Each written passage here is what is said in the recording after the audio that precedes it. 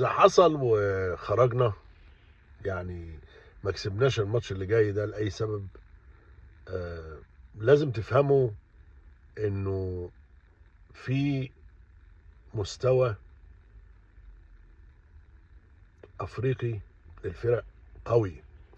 يعني إن ما كانش الكونجو هيبقى اللي بعدها. يعني إحنا أصلا الدور الأولاني اللي هو بيبقى عادة يعني شعبي شوية، يعني مستوى تعبان. طلعنا فيه بثلاث تعادلات، يعني ما غلبناش مره. فدي علامه كانت من العلامات اللي هي تدل على ان احنا هنتعب المراحل اللي بعد كده.